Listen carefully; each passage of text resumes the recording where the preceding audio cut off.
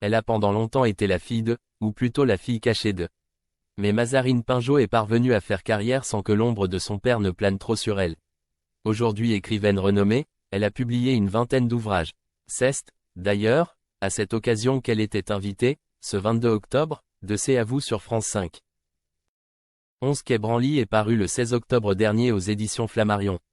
L'occasion de revenir sur une page de sa vie personnelle car c'est à cette adresse qu'elle a vécu avec ses parents de ses 9 ans à ses 16 ans comme le précise la 4e de couverture.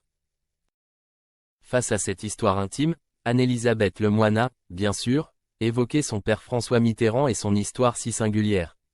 C'est en novembre 1994, que le magazine Paris Match a révélé au grand jour l'existence de Mazarine aux Français. C'était horrible, le monde s'effondrait. Toute ma raison d'être qui était le secret, ce qui faisait mon identité, s'effondrait.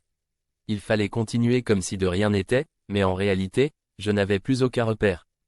Jai mis du temps à vivre avec ça, avait confié la jeune femme de 49 ans en 2021 à nos confrères de l'Aube. Désormais réconciliée avec le passé et ces années où elle a vécu cachée, la maman de 3 enfants a symboliquement changé de nom l'an dernier pour s'appeler Mazarine Pinjot Mitterrand. Son père avec qui elle a tissé des liens jusqu'à sa mort en 1996. Ce père qu'elle connaissait bien alors lorsque l'animatrice de C'est à vous a lancé cette affirmation, la compagne de Didier Lebray a fait part de sa surprise. On sait que votre père connaissait par cœur le répertoire de Sardou, a déclaré sans hésitation la journaliste. Problème, il semble que François Mitterrand n'était absolument pas un adepte des lacs du Connemara.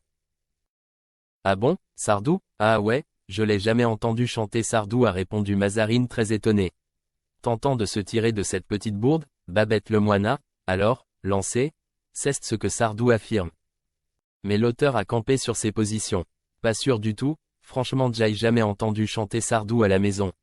Aznavour oui, Ferré oui, Brel, mais Sardou j'ai pas le souvenir, mais peut-être dans une autre famille, a-t-elle fini par ironiser pour détendre l'atmosphère.